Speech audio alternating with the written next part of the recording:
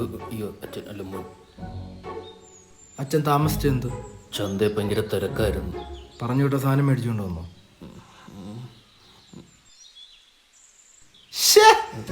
ഇത് ഗേൾസിനുള്ളതല്ലേ, ബോയ്സിനുള്ളത് എന്തേ?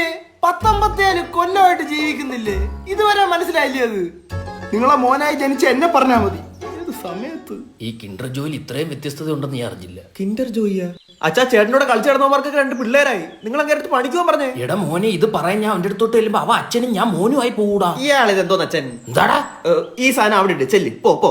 വലിയ പരിപാടിയാണല്ലോ. ഇതാര് മോനെ? പടയാളിയോ? ഏത് രാജ്യത്ത്? വെറുതെ. നീ വെറുതെയാന്ന് എനിക്കറിയാം. ചേട്ടാ, സമയം കളയിൽ ലോകത്ത് എന്തോരം ജോലികളുണ്ട്, അതിലേതെങ്കിലും ഒന്ന് ചെയ്തുകൂടെ? നിനക്ക് തോന്നുന്നുണ്ടോ ഞാൻ ഇവിടെ വെറുതെ ഇരിക്കുകയെന്ന്? അല്ല ചേട്ടാ, എന്ത് ഇവിടെ ചെയ്യുന്നത്? എടാ, രാവിലെ 10 മണിക്ക് എണീച്ച് കുളിച്ച് റെഡിയായി ഞാൻ ബ്രേക്ക്ഫാസ്റ്റ് കഴിക്കും. 1 മണിയാകുമ്പോൾ അമ്മ ചോറുണ്ടായി കഴിഞ്ഞാൽ 1 ചാമ്പ ഞാൻ ചോറ് കഴിക്കും. നിങ്ങൾ കഴിക്കൂ? ഇല്ല. ഇന്ന് എന്നെ കുളിച്ചോണ്ടിരിക്കുന്ന ടാങ്കിലെ വെള്ളം തീർന്നു. ആരാ മുട്ടിട്ടെ? ആരാ ആരാ? ആര്? ഞാൻ. അതുകൊണ്ട് നിങ്ങൾ 2 പേരും കുളിച്ചു. അത് പിന്നെ എനിക്ക് ജോലിക്ക് പോണ്ടേ? നീ ഈ ജോലിക്ക് വന്ന സമയത്ത് അച്ഛനെ അമ്മയെ നോക്കാൻ ആരുണ്ട്? ഒന്ന് ചിന്തിച്ചു നോക്കെ. ഈ വടി പോലെ നിൽക്കുന്ന മനുഷ്യൻ ഊന്നുവടിയായില്ലെന്ന് ആര് കണ്ടു? അതുകൊണ്ട് വീട്ടുകാർക്ക് വേണ്ടി ഒന്നും ചെയ്യുന്നില്ലെന്ന് മാത്രം നീ പറയരുത്. വീട്ടുകാർക്ക് വേണ്ടി ജീവിക്കുന്ന ഒരു സൂര്യനാരായണ വർമ്മയാണ് ഞാൻ.